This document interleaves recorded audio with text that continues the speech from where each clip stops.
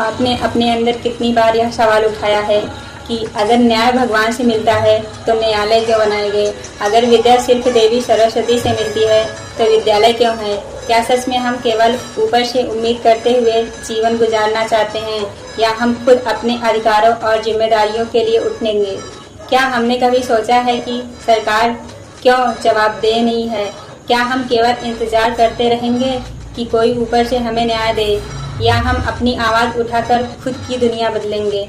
और क्या आपने कभी गौर किया है कि हमारे मनोरंजन में जो गाने और हंसी मजाक दिखते हैं, जैसे भाभी देवर साली भैया के गाने, क्या ये केवल मजाक है या हमारी मानसिकता का साफ साफ दर्पण?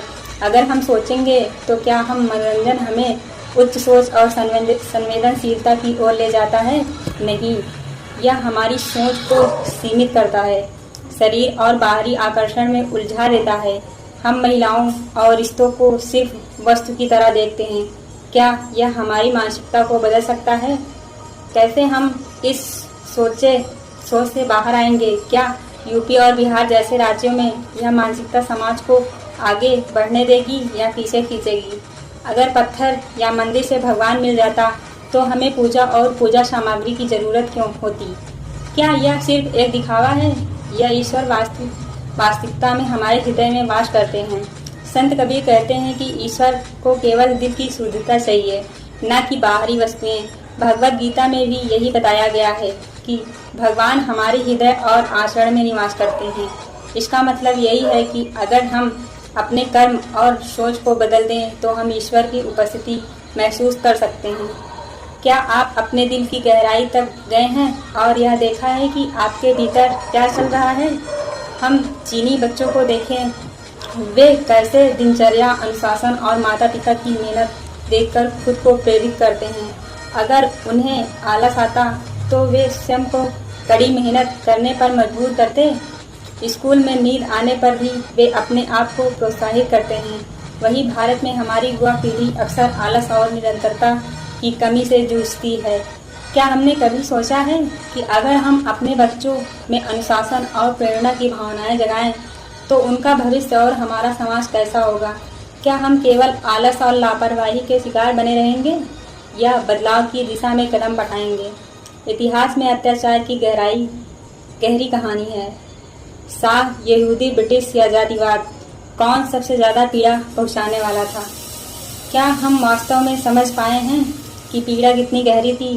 अंग्रेजों ने लिखा है कि उन्होंने भारत पर अत्याचार किया, पर छोटी जातियों पर उनके अत्याचार 10 गुना ज़्यादा थे। इतिहास ने हमें भ्रमित किया, हमें यह सोचने पर मजबूर किया कि न्याय और अन्याय की गिनती केवल बाहरी शक्तियों से होती है।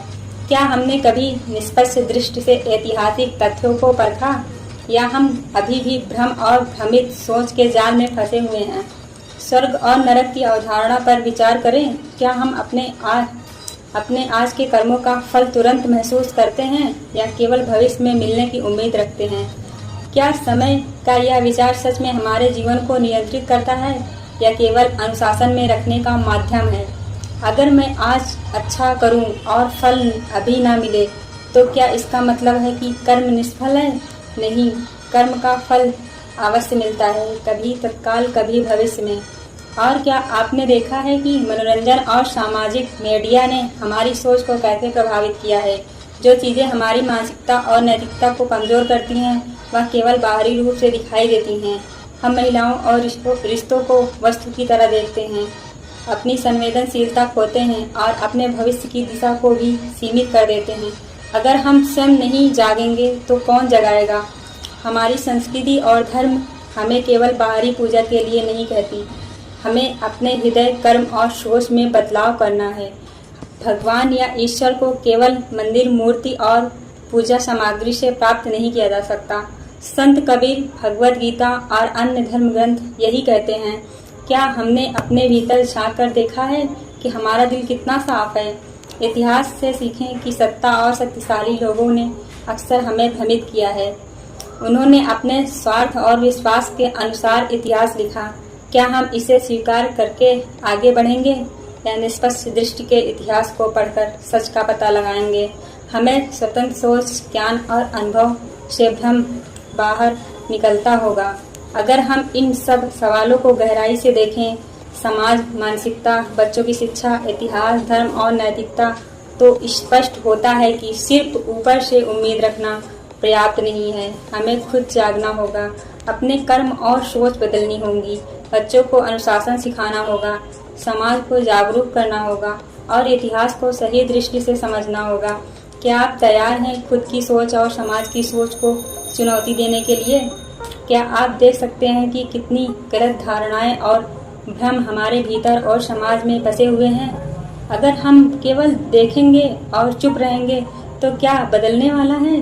क्या हम अपने जीवन और समाज के लिए जिम्मेदारी उठाएंगे या फिर वही कहेंगे जो हमेशा किया गया?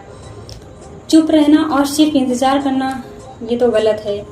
हर गाना, हर मूर्ति, हर पाठ्यक्रम, हर इतिहास की किताब और हर धर्मग्रंथ हमें यही कहता है कि जागो, सोचो और स्वयं अपने कर्म और हृदय के माध्यम से दुनिया बदलो।